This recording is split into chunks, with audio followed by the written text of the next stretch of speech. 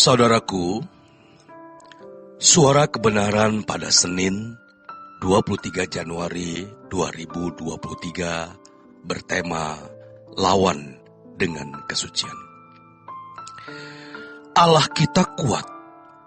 Allahnya Abraham, Ishak dan Yakub itu kuat. Bagaimana Allah Abraham mengobrak-abrik Mesir ketika istri Abraham Sarah mau diambil Fir'aun?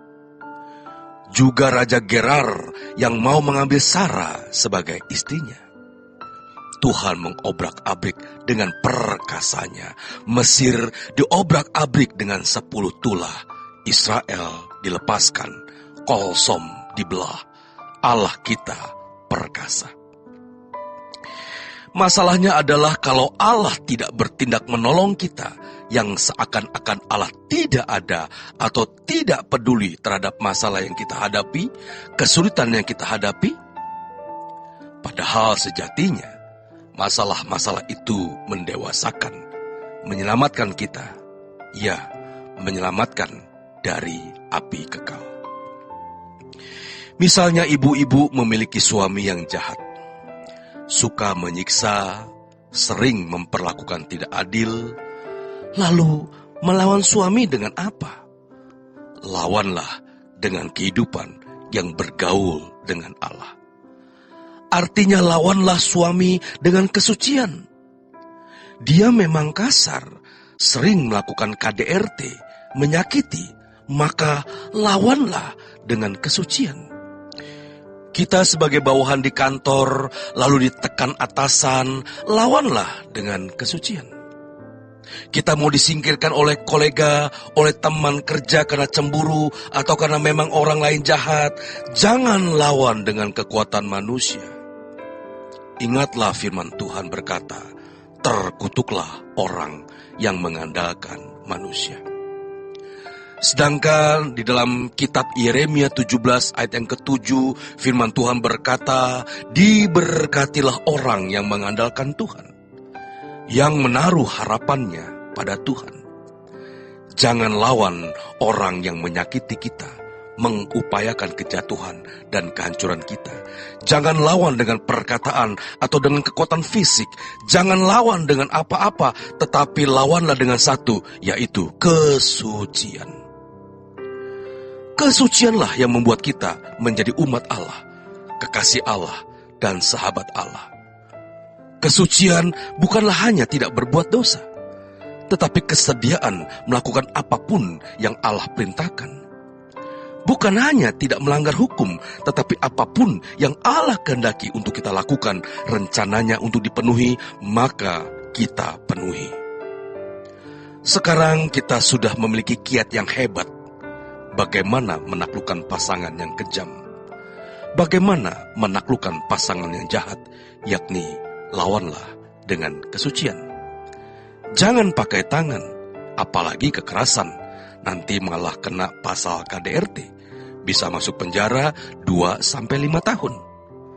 Bagaimana melawan orang-orang yang menjahati, membuli kita, dan mengupayakan kejatuhan serta kehancuran kita?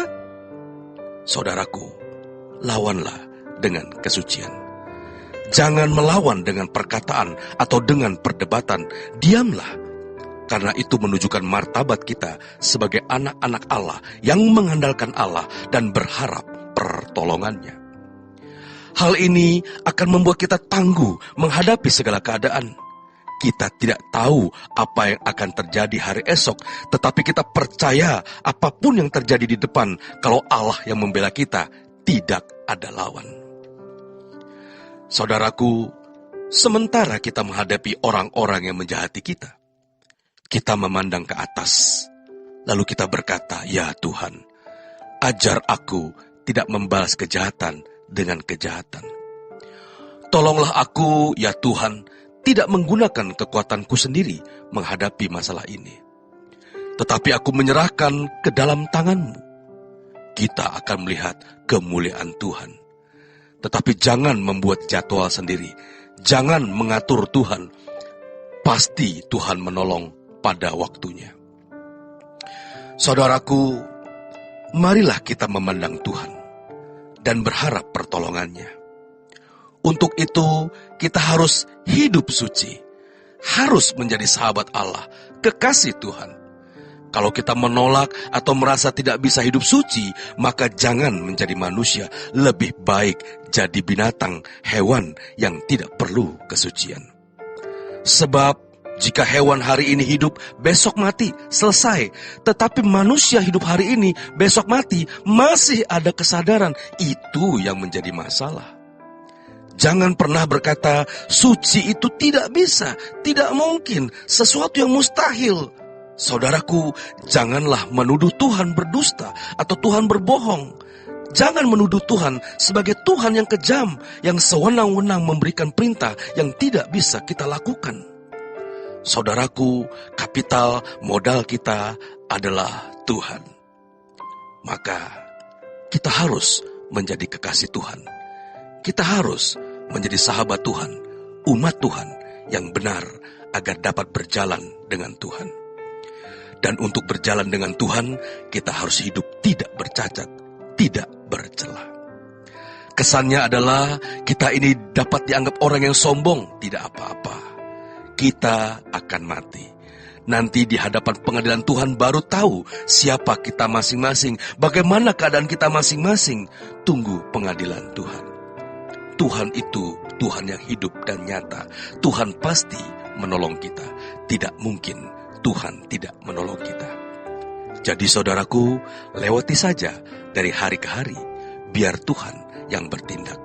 Ada satu jurus untuk bisa lolos dari persoalan, yaitu izinkanlah Tuhan yang berperkara, jangan kita yang berperkara. Jangan banyak mulut, jangan melawan, diam, biar Tuhan yang ribut dengan orang yang menyakiti kita. Diam saja, beri kesempatan Tuhan berurusan dengan dia. Jangan kita yang meributkan, biar Tuhan yang meributkan. Biar Tuhan berperkara dengannya sesuai dengan waktunya Tuhan dan sesuai haknya. Kita hanya perlu diam, menanti campur tangan Tuhan. Tetapi saudaraku, kita jangan mengharapkan pembalasan dari Tuhan agar kita merasa dipuaskan. Kita jangan meminta Tuhan untuk mengadakan pembalasan dan perhitungan karena kita memendam perasaan ingin melihat orang lain tersakiti atau terkena musibah. Saudaraku, kita belajar untuk menyerahkan semuanya hanya ke dalam tangan Tuhan saja. Selamat berjuang, saudaraku. Tuhan Yesus memberkati.